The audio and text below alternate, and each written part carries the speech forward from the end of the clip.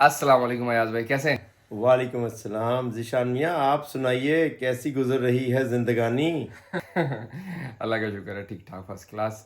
یہ ہے کہ تھوڑا سا طبیعت بہتر ہوئی ہے۔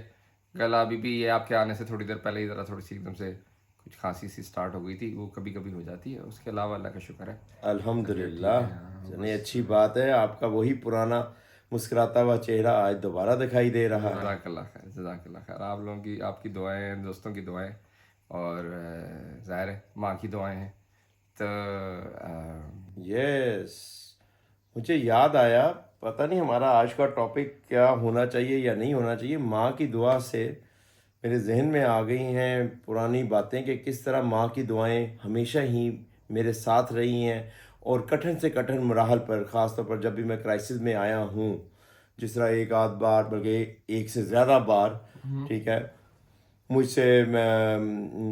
سے کچھ لوٹ مار ہو گئی، ایک بار تو گن پوائنٹ پر چھین لیا گیا، لیکن اللہ تعالیٰ نے مدد کی، ماں کی دعائیں شامل تھیں۔ وہ الگ بات ہے کہ میرے بیلیف کے مطابق، میری عقل کے مطابق وہ واقعہ ہونے میں بھی ماں کا کہنا نہ ماننا بھی شامل تھا۔ چلیں اگر آپ اجازت دیں تو اس واقعے کو بھی آج کیا کہتے ہیں اپنے سننے والوں کی نظر کریں گے انشاءاللہ۔ تو آپ آج پھر ٹاپک چینج کرنے والے ہیں؟ یہ تو آپ پر ڈیپینڈ کرتا ہے، جیسے نوکر کی تے نخرا کی، پتہ ہی ہے نا ذیشان میاں، ٹھیک ہے نا، ہمارا آپ کا نہیں، تعلق ہی بات ایسا ہے کہ جیسے آپ کہیں گے ہم اس راہ پہ چلے جائیں گے۔ بات کچھ ایسی ہے نا کہ جب ماں کی بات ہو اور ماں کی بات سے، ماں کی دعا سے ذکر نکل رہا ہو تو اس کو روکنا بڑا مشکل ہے، تو میں تو ایسا کچھ بھی نہیں کروں گا۔ ایگزیکٹلی، تو آپ شروع کریں، آپ کے ذہن میں جو آ رہا ہے وہ کریں۔ پکی بات ہے، دیکھ ہاں لیجئے گا اگر آپ جی کے ذہن میں ماں کی دعا سے ریلیٹڈ کوئی بات ہے تو پہلے وہ ہم سن لیتے ہیں نہیں آپ ہے، کی بالکل زبانی۔ ہے، لیکن آپ اپنا قصہ سٹارٹ کریں نا، تو پھر اچھا جی، اس کو قصے کو شروع کرنے سے پہلے مجھے الفاظ کا چناؤ کرنے میں بڑی مشکل ہو رہی ہے، حالانکہ میرے بارے میں کہا جاتا ہے، اور میں خود بھی سمجھتا ہوں کہ کوئی بھی بات کرنے کا اللہ تعالیٰ نے تھوڑا بہتا سلیقہ دیا ہوا ہے تو مشکل نہیں ہوتی، لیکن جہاں پر اب یہ بات آ گئی ہے والدہ محترمہ کی یا ماں کی دعا کی یا پیرنٹس کی دعا کی، تو مجھے سمجھ نہیں آتی کہ کیا صرف میری ہی زندگی میں ایسا ہے یا ہر ایک کے ساتھ ایسا ہوتا ہے۔ لوگوں سے بھی سنا ہے بالکل کہ ماں کی دعا میں کیا اثر ہوتا ہے، ماں کا کہنا نہ ماننے اور ماں کا کہنا ماننے، اور اس کے علاوہ ارسپیکٹ آف ماں کا کہنا مانا ہے یا نہیں مانا ہے، اس کے جو کانسیکوینسز ہوتے ہیں وہ کتنے زیادہ آپ کے فائدے میں ہوتے ہیں، آپ کو نفع دے رہے ہوتے ہیں۔ تو میری زندگی میں تو ایسے کئی واقعات موجود ہیں، تو میں آپ تو کی یہ بلیو کرتا ہوں کہ ماں کی دعاؤں کے بغیر تو کوئی زندگی گزر ہی نہیں سکتی، بالکل بالکل ایسا ہی پاسبل ہی ہے۔ نہیں ہے۔ آپ کچھ ہر قدم جو آپ اٹھا رہے ہوتے ہیں وہ اس میں ماں کی دعا شامل بے ہوتی ہے۔ شک میں اس کا بہت بڑا بلیور ہوں، ٹھیک ہے، میں بہت اس بات پر یقین رکھتا ہوں، اور ایسے میری زندگی میں بیسیوں واقعات موجود ہیں، جب کسی کو بھی میں سناتا ہوں تو وہ انبلیویبل ہوتے ہیں، وہ مانتا ہی نہیں ہے کہ ایسا ہوا ہوگا یا ایسا ہو سکتا ہے، لیکن اس کے پیچھے جو محرک یا موٹیو تھا مجھے یقین ہے کہ ماں کی دعا تھی۔ بہرحال آپ نے اجازت دے دی ہے تو میں شروع کرتا ہوں۔ جناب یہ سال ہے 2008 اور مہینہ ہے مارچ، میرا خیال ہے اس میں کیا ہوتی ہے، سردیوں کے بعد کیا بہار آتی ہے کہ خزاں، میرا خیال بہار آتی ہے، موسم باہر بہار، پاکستان، اور جگہ ہے لاہور، اور میں ان دنوں ماڈل ٹاؤن رہتے تھے، ماڈل ٹاؤن لاہور، اور میں ایک لاء کالج میں، پنجاب گروپ آف کالجز کا لاء کالج ہوتا ہے بلکہ ابھی بھی، وہاں پر میں کیا کہتے ہیں درس و تدریس سے منسلک تھا، پڑھاتا تھا، لیکچر میرے ہوا کرتے تھے۔ تو جناب اس طرح ہے کہ تھوڑا سا اپنا، اب چونکہ ہمارے اس پورے پوڈ کاسٹ کے پیچھے جو تھیم ہے وہ یہی ہے کہ ہم نے کسی مبالغہ آرائی سے کام نہیں لینا، جو ہماری زندگی میں، عام بندے کی زندگی میں جو واقعات جس ترتیب کے ساتھ وقوع پذیر ہوئے ہیں اور جس تناظر میں ہوئے ہیں، اس کا بیک گراؤنڈ، اس کا کانٹیکسٹ کیا ہے، اسی کو بیان کیا جائے۔ تو لہٰذا بعض اوقات آپ سوچتے ہوں گے کہ واقعے سے ہٹ کر ایک دو چیزوں میں کیوں چلا جاتا ہوں، اس کے پیچھے جو ایک دو چیزیں، میرا خیال ہے، میرا خیال ہے بس آپ تو کہیں پتہ نہیں کہاں کہاں چلے جاتے ہیں۔ ہو سکتا ہے سننے والے کو ایسا ہی لگتا ہو، آپ سن رہے ہیں تو آپ کو ایسا لگتا ہو، اور ہمارے جو کیا کہتے ہیں بے شمار سامعین ہیں انہیں ناظرین ہیں انہیں بھی ایسا لگتا ہوگا. اینی ہاؤ اس طرح ہے کہ واقعہ تو ماں کی دعا اور کیا نام ہے اپنا کس طرح ماں کی دعا کی وجہ سے برکت پڑی وغیرہ وغیرہ وہی ہے. لیکن تھوڑا سا بیک گراؤنڈ بتانا ضروری ہے کہ میں ان دنوں پنجاب لاکر کالج میں پڑھاتا تھا. اور شاید آپ کو یاد ہو ہم ایک قصہ کر چکے ہیں دوسرا غالباً. یہ ہمارا تیسرا سلسلہ ہے کہ قصوں کا کہانی کا سچی کہانیوں کا. اس میں آپ کو بتا چکا ہوں کہ میری ٹانگ ٹوٹ چکی تھی. ٹھیک ہے, بالکل ٹوٹ میرا آپریشن ہوا تھا. ٹانگ میں کیا کہتے ہیں روڈ نیل ڈالی گئی تھی, 1 سال کے بعد وہ نکالی گئی تھی وغیرہ وغیرہ. دماغ بھی خراب ہو گیا تھا. بقول آپ کے بھائی پاگلوں والی دوائیں کھا رہے جی تھے. بالکل. اگر نہیں کسی کو پتا تو پچھلی والی جا کے ایپیسوڈ دیکھ لیں, لگ پتا جائے گا کہ پاگلوں کی دوائیں بھی کھلائی گئی ہیں. کھلائی گئی ہیں. ٹھیک ہے نا, پاگل تھا یا نہیں تھا یہ آپ مورخ پہ چھوڑ دیجئے. اچھا جی, تو ذیشان میاں بات یہ ہے کہ اس واقعے کی وجہ سے میں جو میری عمر تھی, جس عمر میں نے سائیکلنگ سیکھنی تھی, سائیکل چلانا سیکھنا تھا, موٹر سائیکل سیکھنی تھی, گاڑی چلانا سیکھنی تھی, وہ سب مجھ پر بین تھا. ڈاکٹر صاحب یا ڈاکٹر صاحبان نے مجھے اس تمام قسم کی ایکٹیویٹیز میں حصہ لینے سے منع کیا ہوا تھا. تو لہٰذا میں اپنی ارلی ایج میں جو یا بچپن کہہ لیں یا لڑکپن کہہ لیں, جس میں ہر بچہ ہر لڑکے کی کوشش یا خواہش ہوتی ہے یہ کام سیکھے, میں نہیں سیکھ پایا تھا. مجھے سائیکل کی وجہ سے, سر کی ٹانگ کی وجہ سے, ٹانگ کی وجہ سے میں سائیکل بھی نہیں چلانا سیکھ سکا, یا سیکھی ہوگی تو چلا نہیں سکتا تھا, پریکٹس نہیں کرتا تھا کیونکہ 11-12 سال کی عمر میں وہ کیا ہوتے ہیں اپنا ٹانگ ٹوٹ گئی تھی.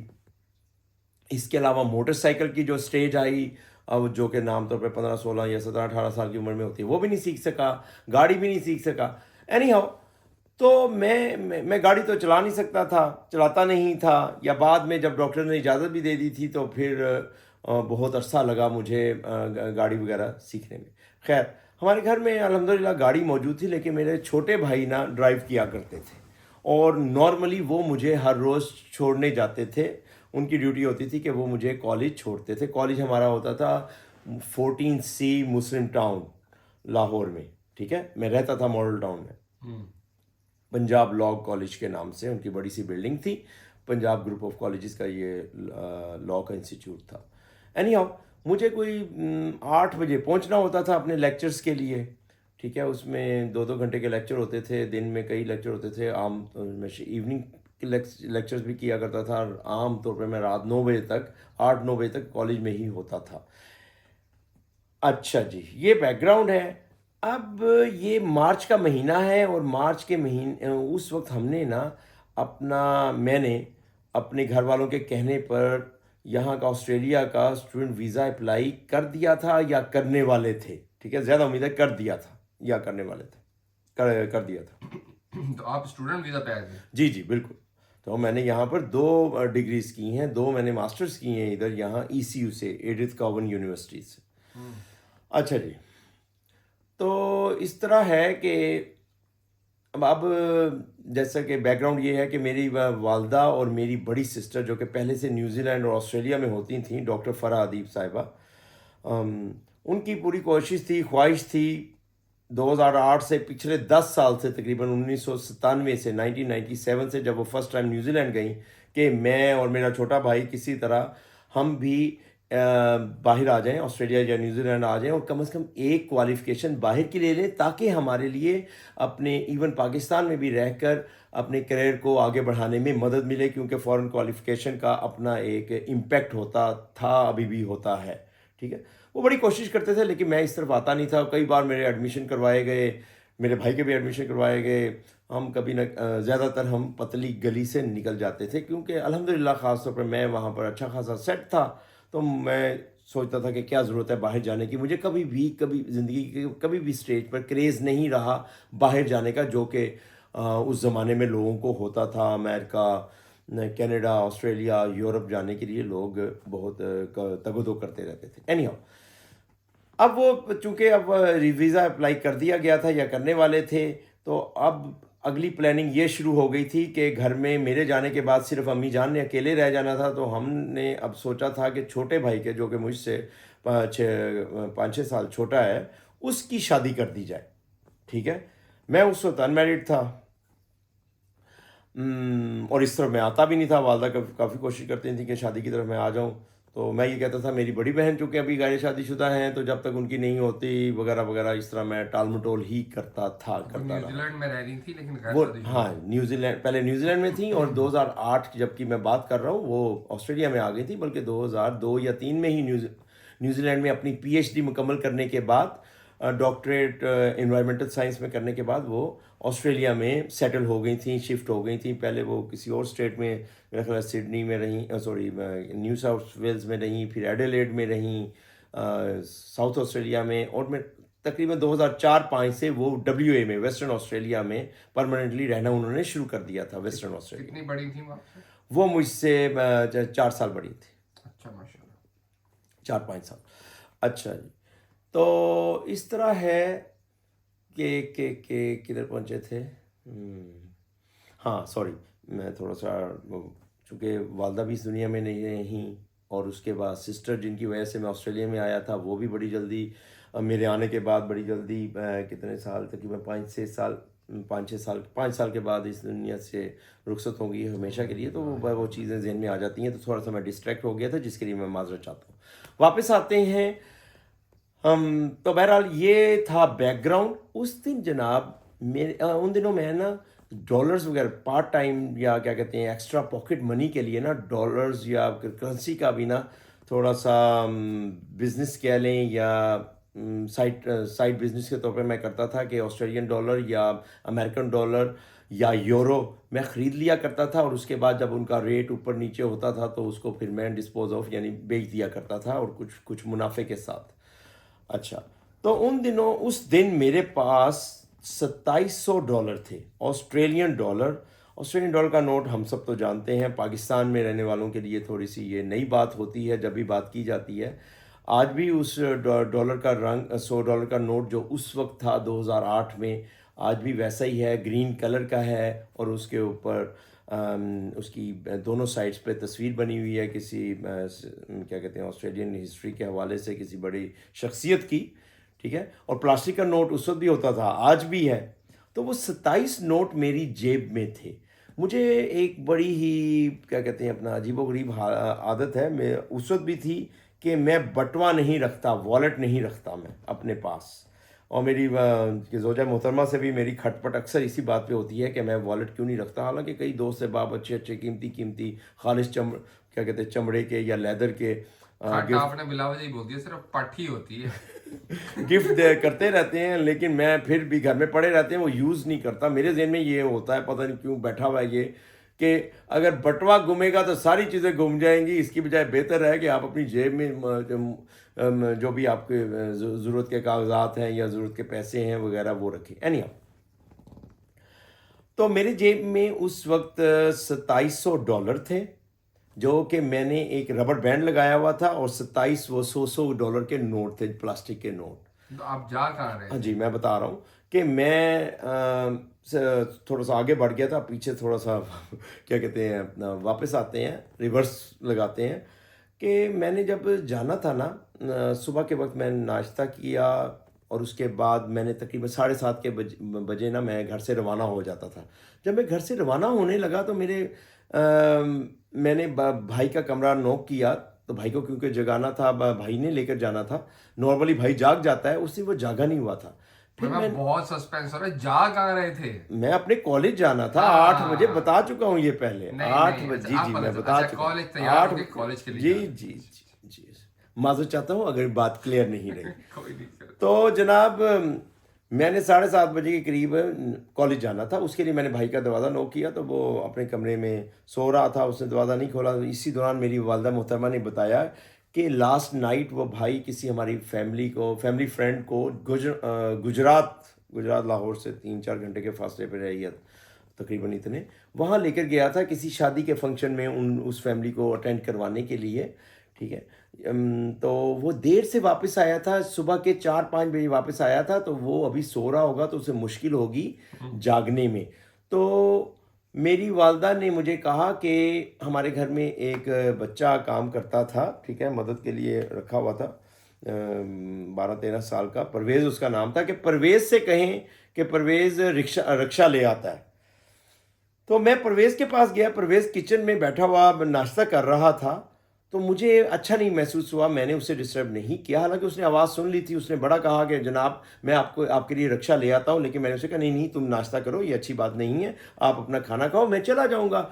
تقریباً کیا کہتے ہیں اپنا 5 منٹ کا فاصلہ تھا, جہاں سے بلکہ 3-4 منٹ کا فاصلہ تھا جہاں سے رکشہ یا کنوینس ملنی تھی مجھے گھر سے باہر نکل کر. تو میں جناب گھر سے باہر نکل گیا. حالانکہ والدہ نے بڑا روکا, میں نہیں مانا. میں نے کہا نہیں پرویز کو ناشتہ کرنے تھے, کوئی بات نہیں, یہ ساتھ ہی 3 منٹ میں تو مجھے رکشہ مل جائے گا, 3 منٹ کی واک کرنے سے کیا فرق پڑے گا. میں باہر چلا گیا اور ابھی میں اپنے گھر سے ہی دوسرے گلی کے کارنر پہ پہنچا تھا, تو میں نے دیکھا کہ ایک موٹر سائیکل سوار نہ آ رہا ہے. وہ موٹر سائیکل اسے تیزی سے میرے قریب آیا اور روک لی. اس نے تقریباً جیسا کہ میں نے بتایا کہ باہر کا موسم آنے والا تھا یا آ گیا تھا, پھر بھی صبح کے وقت اچھی خاصی سردی ہوتی تھی, تو اسے چادر بھی اوڑھی ہوئی تھی, ٹھیک ہے, شال یا چادر. وہ جناب موٹر سائیکل بالکل میرے قریب لا کر رکا. آپ اس دوران میں بتانا بھول گیا کہ میں فون پر بات کر رہا تھا, ٹھیک ہے. میں ایبٹ آباد میں بھی, جیسا کہ میں نے پچھلی قصے میں بھی واقعے میں بتایا کہ ایبٹ آباد میں بھی ایک کالج کی مینجمنٹ میں تھا, تو میں میک شور کرتا تھا کہ ایبٹ آباد میں سٹاف ٹائم پر پہنچ, جب میں لاہور میں ہوتا تھا, کہ سٹاف ٹائم پر پہنچ گیا ہے, کسی قسم کے ریلیف ٹیچر کی ضرورت اس دن نہیں ہے, اور کوئی کتنے ٹیچر ایبسنٹ ہیں یا کیا مسئلے مسائل ہیں. تو میں فون پر بات کر رہا تھا ایبٹ آباد, موبائل میرے ہاتھ میں تھا. تو یہ لاہور کی بات ہے نا؟ جی لاہور میں فون وغیرہ نہیں چھینتے ونتے؟ جی وہ فون چھیننے کا ہی واقعہ ہے اس میں, یہ جو واقعہ قصہ آپ کو بتا رہا ہوں. پھر بھی آپ روڈ کے اوپر فون, کراچی میں تو آپ فون اگر چلاتے ہوئے جا رہے ہیں اور یوز کرتے ہوئے جا رہے ہیں روڈ پہ, تو آپ بیسیکلی انویٹیشن دے رہے ہیں, آ جاؤ چھین لو. میرا نہیں خیال لاہور میں اتنے اس کیا کہتے ہیں نہج پر حالات تھے, ٹھیک ہے نا. آپ کا مجھے نہیں پتا, اس زمانے میں ایسا نہیں تھا, یہ عام بات تھی. زیادہ تر لوگ راستے میں چلتے ہوئے یا عام طور پر چلتے ہوئے فون پہ بات کیا کرتے تھے, کوئی ایسی بات نہیں, یعنی کافی محفوظ تھا, کوئی اتنا زیادہ نہیں تھا. رات کے وقت زیادہ احتیاط کیا کرتے تھے, لیٹ نائٹ کیا کہتے ہیں رات کے 10-11 بجے وغیرہ, اس وقت خطرہ زیادہ ہوتا تھا, لیکن دن میں کوئی ایسی بات نہیں ہوتی تھی نارملی, ٹھیک ہے. روٹین کی بات ہوتی تھی. یہ 2008 مارچ کی بات کر رہا ہوں. تو جناب میں جیسے وہ میرے پاس آیا تو میں کوئی خاص نہیں گھبرایا, مجھے کوئی کیا کہتے ہیں اپنا حیرت بھی نہیں ہوئی, کیونکہ اس وقت تک مجھے لا پڑھاتے ہوئے, میں 2003 سے لا پڑھا رہا تھا, 5 سال ہو چکے تھے, ٹھیک ہے. اور میرے بے شمار اسٹوڈنٹ ہوتے تھے, ٹھیک ہے, لا کالج کے یا لا کالجز کے. وہ مجھے پہچانتے تھے. اکثر ایسا ہوتا تھا, وہ چونکہ لا گریجویٹ ہو چکے ہوتے تھے, تو میں ان کو ہر ایک کو تو نہیں جانتا تھا. ایک کلاس میں 150-150 تک بچہ ہوتا تھا ان دنوں, ایک کلاس میں لا کے, ٹھیک ہے, لا کی ایک کلاس میں یا سیکشن میں. تو بے شمار اسٹوڈنٹ ہوا کرتے تھے, تو وہ اکثر ملا کرتے تھے. میں انہیں ہو سکتا ہے نام سے نہ پہچانتا ہوں, لیکن چہرے سے تو انہیں پہچانتا تھا. تو اس طرح لوگ ملتے رہتے تھے مجھے. تو میں بھی یہ سمجھا کہ کوئی میرا اولڈ اسٹوڈنٹ آیا ہے اور وہ مجھ سے ملنا چاہ رہا ہے, سلام دعا کرنا چاہ رہا ہے. تو میں بات کرتا رہا, لیکن وہ جب میرے پاس آیا اور اس نے آتے ساتھ ہی اس نے کہا, موٹر سائیکل روکی اور اس نے فوراً اس نے جیکٹ بھی پہنی ہوئی تھی, چادر کے نیچے جیکٹ تھی, جیکٹ میں سے نا پسٹل نکالی, ٹھیک ہے. تو وہ ریوالور تھا یا پسٹل تھی, مجھے کوئی خاص پہچان نہیں ہے, نہ ابھی بھی نہیں ہے, اس وقت بھی نہیں تھی. بہرحال کوئی چیز تھی, کوئی زیادہ امیدہ ریوالور تھا, گن تھی, ٹھیک ہے, گن تھی, ٹھیک ہے, چھوٹا سائز چھوٹا تھا. اس نے وہ نکالی اور اس نے کہا, پنجابی میں اس نے کہا کہ نا موبائل دے. بلکہ موبائل میں نے دینا کیا تھا, اس نے میرے ہاتھ سے چھین لیا, ٹھیک ہے. میرے ایک ہاتھ میں موبائل تھا, میں فون پر بات کر رہا تھا, ٹھیک ہے. اس نے میرے ہاتھ سے موبائل چھین لیا. اس کے بعد میں پریشان ہو گیا کہ یہ کیا ہو گیا اچانک ہی, ٹھیک ہے. پھر اس کے بعد کہتا ہے کہ بٹوا کٹ یعنی بٹوا مجھے دو. اس کے ذہن میں یہ آیا کہ یہ اپنا والیٹ یا بٹوا رکھتا ہوگا. میں نے پینٹ شرٹ پہنی ہوئی تھی, ٹھیک ہے. میں نے اسے کہا کہ بٹوا نہیں ہے, اور میں بٹوا رکھتا بھی نہیں تھا. میں نے اسے کہا ذرا ہمت کو مجتمع کر کے, یعنی ذرا کیا کہتے ہیں کریج دکھاتے ہوئے میں نے کہا بٹوا نہیں ہے گا میرے کو, یعنی میرے پاس بٹوا نہیں ہے, اور واقعی نہیں تھا. تو اس نے بہرحال میری بات کو سنی انسنی کر دیا اور میری جیب میں ہاتھ ڈالا. میری جو ٹراؤزر یا پینٹ کی جو جیب ہے نا رائٹ سائڈ, اس میں ہاتھ ڈالا. اس رائٹ سائڈ کی جیب میں اس وقت میرے پاس وہ $2700 تھے, جو میں نے تھوڑی دیر پہلے بھی ذکر کیا ہے, وہ جس کی گڈی سی بنی ہوئی تھی اور ربڑ بینڈ. ہاں, اس دن میں نے نا, جیسا کہ میں نے تھوڑا بیک گراؤنڈ بتانا شروع کیا تھا کہ میں جناب اس دن بھائی کی چونکہ ہم شادی کرنا چاہتے تھے, ٹھیک ہے, اس کے لیے رینوویشن ہم نے گھر پہ کروانی تھی تاکہ ہم اگلے 2-3 مہینے میں یہ والا مسئلہ کہہ لیں یا بھائی کی شادی کے فریضہ ادا کر لیں. امی کی بڑی خواہش تھی اور امی کے لیے آسانی ہو جائے. جی, امی کے لیے آسانی ہو جائے. اور میرے آسٹریلیا جانے کے بعد, میرے پاکستان چھوڑنے کے بعد ان کے لیے تھوڑی سی آسانی رہے, گھر میں بالکل گھر سنسان نہ ہو, بھائی کے علاوہ ہماری بھابھی جان بھی موجود ہوں. ٹھیک ہے, ہم نے رشتہ طے کر لیا تھا. ٹھیک ہے, اب ہم نے گھر کو رینوویٹ کرنا تھا اور اس دن میں نے ان $2700 کو کنورٹ کروا کر گھر کے کچھ اے سی خراب تھے وغیرہ, نئے اے سی خریدنے تھے, 2 اے سی غالباً, 2 ایئر کنڈیشنر خریدنے تھے, کچھ اور بھی چیزیں ایک آدھی خریدنی تھی. اب ایگزیکٹلی میرے ذہن میں نہیں ہے, لیکن یہ مجھے پتا ہے مین میرا خرچہ جو اس دن کا تھا وہ یہ تھا کہ ریسیس میں جب میرا بریک ٹائم ہوگی کالج میں, تو میں اس بریک ٹائم میں جاؤں گا, سٹی میں جاؤں گا, ان پیسوں کو, ٹھیک ہے, وہ کنورٹ کرواؤں گا کسی منی ایکسچینجر سے اور میں اے سی خریدوں گا. ٹھیک ہے, اسپلٹ یونٹ میں خریدوں گا. یہ میرا ایجنڈا تھا اس دن کا. تو اس نے ہاتھ سے وہ گڈی نکالی, جو 27 نوٹ تھے, پلاسٹک کے نوٹ تھے. اسی جیب میں میرا خیال ہے کچھ کیا کہتے ہیں, میرا شناختی کارڈ بھی موجود تھا, کیونکہ اس دوران اس وقت رول کوئی ہوتا تھا کہ جب آپ منی ایکسچینج کرنے جاتے تھے تو اصل شناختی کارڈ دکھانا ہوتا تھا. تو میرا اصل شناختی کارڈ موجود تھا. ٹھیک ہے, وہ اس نے نکال لیا اور اس کے بعد مجھے کہتا اور پیسے کاٹ. میں نے کہا نہیں ہے کہ ٹھیک ہے نا, بلکہ نہیں ہور نہیں, مجھے کہتا پیسے کاٹ. میں نے کہا نہیں ہے, لیکن حالانکہ میری دوسری جیب میں پیسے موجود تھے. ٹھیک ہے, وہ کچھ 14-15 ہزار تھے, $1000 کے تقریباً نوٹ تھے, یا ایک آدھا 500 کا بھی ہوگا, ہزار روپے کے نوٹ تھے. 14-15 ہزار روپے تھے میرے پاس. ٹھیک ہے, وہ دوسری جیب میں تھے.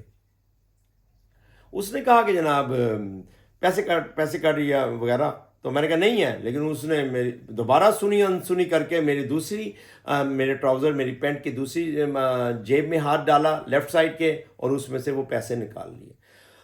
ذیشان میاں, یہاں پر میں یہ بھی بتاتا چلوں, آپ حیران بھی ہو رہے ہوں گے کہ اتنے پیسے یہ کیوں جیب میں رکھ رہا ہے اور اتنی زیادہ لاپرواہی کا مظاہرہ کیوں کر رہا ہے. اس دن میرے ساتھ ایک اور بدقسمتی ہوئی.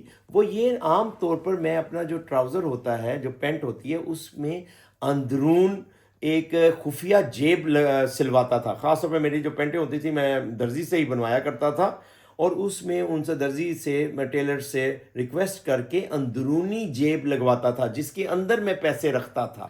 ٹھیک ہے, لیکن اس دن بے دھیانی میں لاپرواہی کا مظاہرہ کرتے ہوئے وہ پیسے, عام طور پہ میں نے یہ پیسے جو 14-15 ہزار بھی ہیں, یہ سارے یا کچھ پیسے اور جو $2700 100% میں نے اصل میں تو اس خفیہ جیب میں رکھنے تھے, جہاں تک اس کے ہاتھ لگانے اور پہنچنے کے چانسز بہت کم تھے. ٹھیک ہے, لیکن کیا کہتے ہیں, جب جو انہونی ہونی ہوتی ہے وہ ہو کر رہتی ہے. ٹھیک ہے, اور اس کے پیچھے میرے ذہن میں اب بھی یہ آتا ہے, اس وقت بھی آیا تھا کہ ماں کا میں نے کہنا نہیں مانا تھا. امی کافی زور دے رہی تھی کہ بھائی کو جگا دو, اور میں نے کہا نہیں نہ جگائیں, وہ سویا ہوا ہے. اور اس کے بعد امی کہتی رہیں کہ پرویز جو لڑکا تھا گھر میں, وہ رکشہ لے کر آ جاتا ہے. میں نے کہا نہیں, میں نے امی کی یہ بات بھی نہیں مانی اور میں خود رکشے کی طرف چل پڑا. تو بہرحال آخر میں یہی بات میرے ذہن میں آتی ہے, آپ بھی شاید ایگری کریں گے کہ ماں کی دعا نہ ماننے کی وجہ سے ایسا ہوا.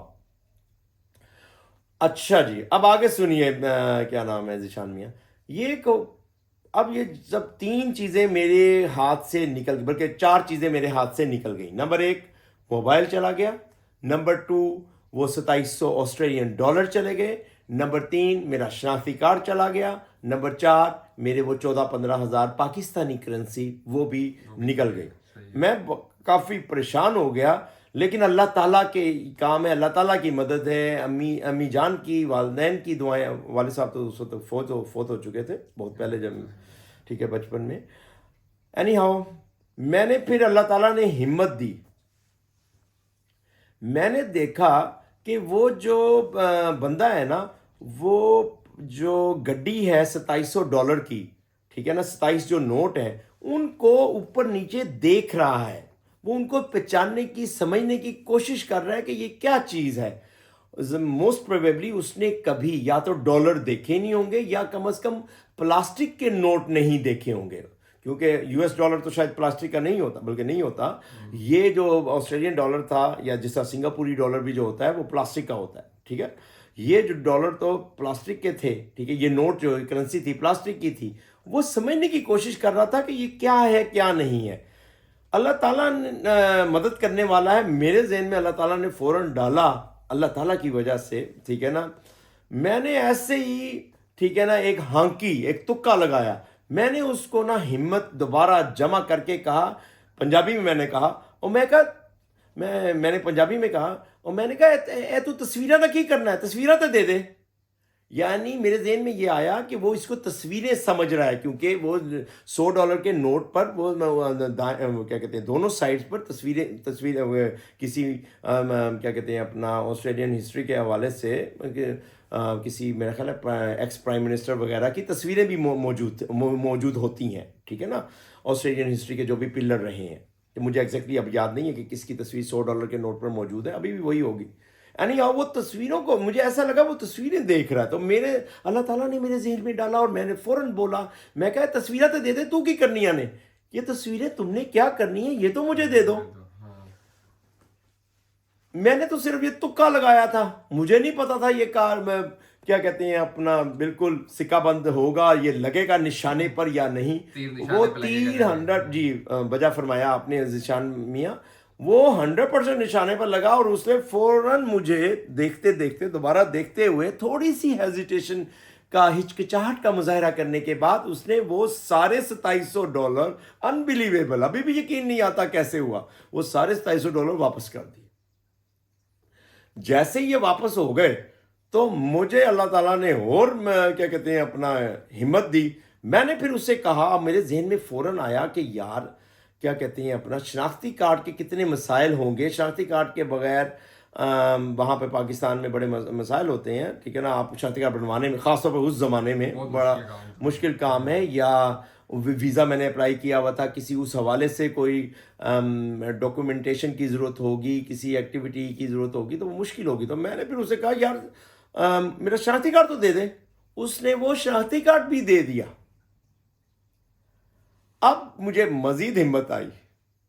میں نے کہا اللہ تعالیٰ ہی یہ سب کام کروا رہا تھا, میرے ذہن میں ڈال رہا تھا, ورنہ ذہن تو معاف ہو چکا تھا. لیکن اللہ تعالیٰ ہی ہمت دے رہا تھا, ماں کی دعائیں شامل تھیں, ٹھیک ہے. تو پھر میں نے ایک تیسری اٹیمپٹ کرنے کی کوشش کی. میں نے کہا, میں نے ذہن میں آیا کہ یہ موبائل تو شاید نہیں دے گا, وہ ویسے اچھا خاصا اس زمانے کا مہنگا موبائل تھا. میرا خیال ہے وہ نوکیا کا N سیریز کا نا کوئی موبائل تھا, مجھے نمبر اس کا بھول گیا ہے, پرپل سے کلر کا نام موبائل تھا, اور اچھا خاصا وہ زیادہ امید ہے یہی تھا, ٹھیک ہے نا. ایسے کبھی کھلتا تھا نہیں, جی بالکل بالکل, ٹھیک ہے نا, زیادہ امید ہے یہی تھا. تو ان دنوں وہ نیا نیا آیا تھا, نیا ماڈل تھا.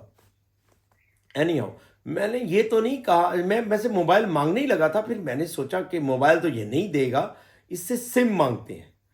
تو میں نے اس کو کہا کہ نا یار سم تو دے دے, کیونکہ سم پر ان دنوں میرا خیال ہے تمام جو کانٹیکٹس ہوتے تھے نا, یا مجھے نہیں پتا تھا, یا زیادہ تر اس زمانے میں اتنی زیادہ تو نہیں فیچر ہوتے تھے, وہ سم میں سیو ہوتے تھے. اگر وہ میرے سارے کانٹیکٹ لاہور میں کانٹیکٹ, ایبٹ آباد وغیرہ میں, یا جہاں جو میرے کام سے ریلیٹڈ جتنے بھی کانٹیکٹس ہیں وہ سارے تو ضائع جائیں گے, اور اس کو واپس لانے میں, ریٹریو کرنے میں وغیرہ وغیرہ پتہ نہیں ہوں گے نہیں ہوں گے, کتنی مشکل ہوگی. میں کوئی آئی ٹی ریلیٹڈ نہ اس زمانے میں تھا, نہ اب ہوں, ٹھیک ہے, اتنا زیادہ. تو میں نے اس سے کہا یار سم تو دے دے, تیرے کس کام کی ہے, پنجابی میں ہی کہا. اچھا اب ابھی تک تو دو جو میرے تکے لگے تھے 100% نشانے پہ لگے تھے, لیکن یہ تیسرا تکا میری توقع کے برخلاف بالکل الٹ ہوا اس کا ریئیکشن. اس نے اونچی آواز میں کہا اس نے پنجابی میں پہلے میں آپ کو بتاتا ہوں، پھر اس کی اردو میں بھی ترجمہ کر دیتا ہوں. جا دوڑ جا جس پیری آیا ہے فوراً دوڑ جا ورنہ میں فائر کھول دواں گا. یعنی اس نے میری تیسری بات پر بالکل توجہ نہیں دی کہ تیسری ریکویسٹ جو میں نے اسے کی کہ بھائی جان میری سم تو دے دو. اس نے کہا فوراً بھاگ جا، جس پیری آیا جس طرف سے تم آئے ہو اسی سمت میں واپس چلے جاؤ ورنہ میں فائر کھول دوں گا. تمہاری خیر. ٹھیک ہے. اب میں یہ سن کے بڑا پریشان ہوا. اب میں نے اس کے بعد ایک قسم کا سرنڈر کر لیا کیونکہ اس کے ہاتھ میں پسٹل بھی تھا.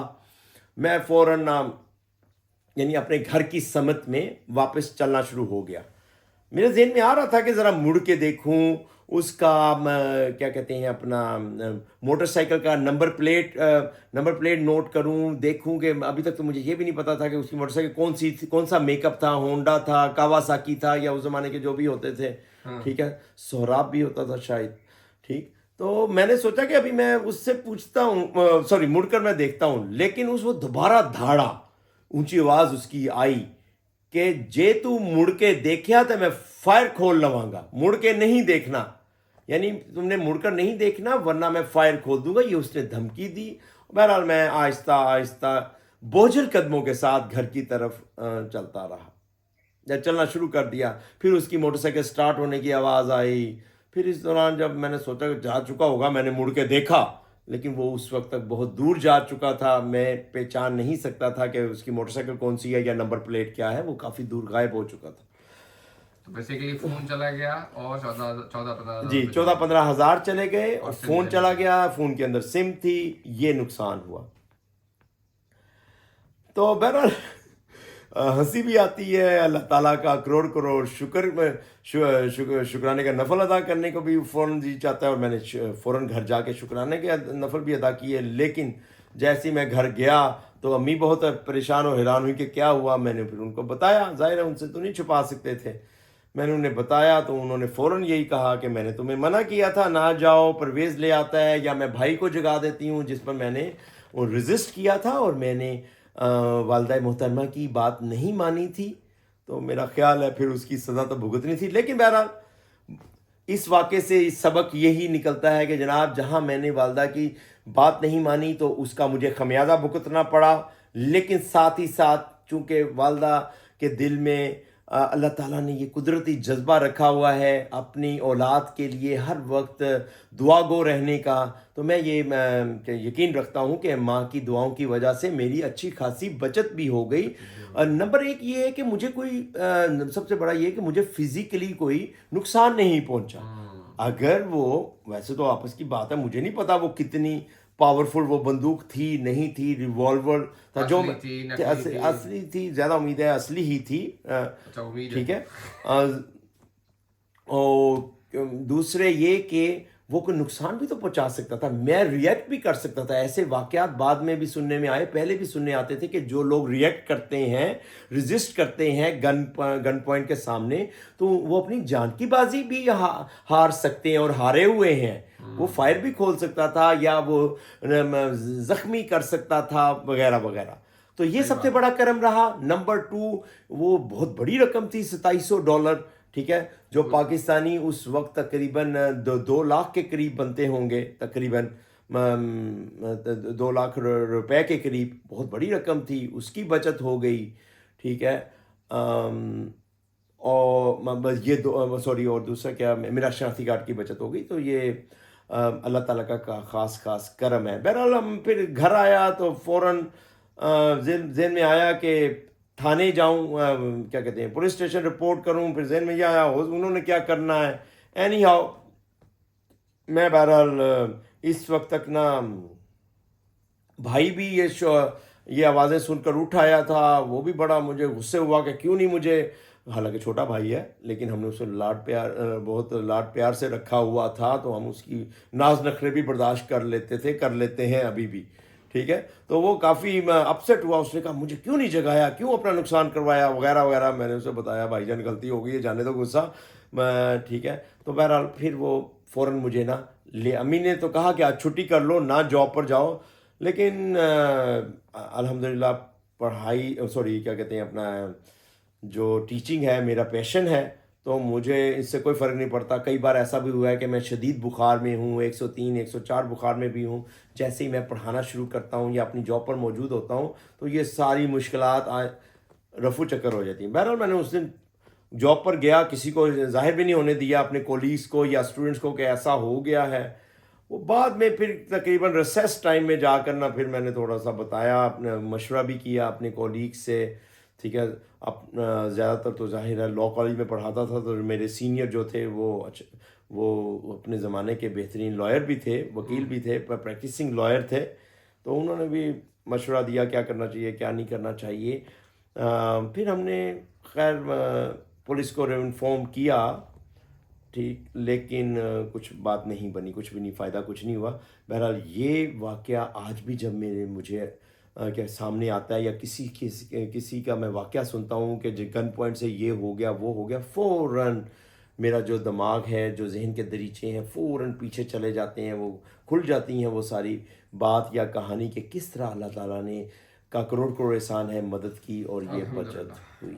تو نتیجہ اس پورے حوالے سے یہی ہے, اور میرا اپنے ناظرین اور سامعین کو بھی یہی پیغام ہے, خاص طور پر ینگسٹرز کو, کہ جناب آپ کو اندازہ ہی نہیں ہے کہ ماں باپ کی دعاؤں میں کتنی قوت ہوتی ہے, کتنی آنے والی مصیبتیں بلائیں ٹل جاتی ہیں. کہ اگر نقصان ہو بھی رہا ہو آپ کی اپنی غلطی نادانی کی وجہ سے, اس میں بھی بچت کا ایلیمنٹ, خیر کا ایلیمنٹ شامل ہو جاتا ہے. ٹھیک ہے, کیا خیال ہے, آپ ایگری کرتے ہیں اس سارے حوالے سے؟ کس طرح اس کو انالائز کریں گے اس سارے واقعے کو ذیشان بھائی؟ نہیں بالکل 100%. اور جزاک خیر. تو میرا جیسے شروع میں بھی کہا تھا کہ بغیر ماں کی دعاؤں کے جو ہے وہ نہیں ہوتا. بہت سارے لوگوں کی ڈفرینٹ قصے بھی سننے کو آ رہے ہوتے ہیں کہ بھی جو ہے وہ والدہ کے ساتھ اچھا سلوک نہیں کرتے. تو میں پریفر کرتا ہوں کہ میں کم سے کم لوگوں کو یہ میسج ڈلیور کروں. اور اس حوالے سے بھی thank you so much for sharing this. I think message یہی جانا چاہیے کہ بھائی جس کی ماں زندہ ہے ان کا جو ہے وہ زیادہ سے زیادہ خیال رکھیں. بالکل, یہ وقت گزر گیا, اگر وہ حیات نہ رہیں تو آپ پچھتائیں گے. جس طرح میری والدہ کے 2010 میں اس دنیا سے رخصت ہو جانے کے بعد میری زندگی میں جو آسانی کا ایلیمنٹ ہے وہ کم ہو گیا تھا.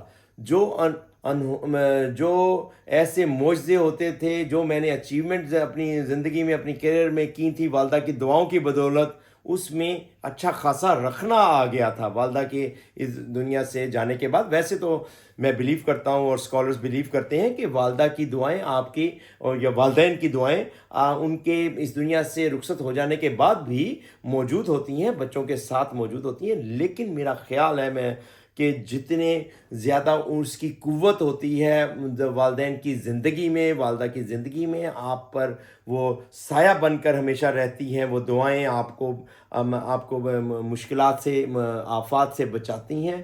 وہ ان کے رخصت ہونے جانے کے بعد تھوڑا سا کم ہو جاتی ہوں گی. یہ میرا خیال ہے, ڈس ایگری بھی کیا جا سکتا ہے. نہیں بالکل صحیح کہہ رہے ہیں. اور جتنے بھی ہم کوشش کر لیں اپنے والدین کو خوش کرنے کے لیے, اور وہ کم ہے, تو اپنے ایفرٹس پورے کرنے چاہیے. اور بالکل.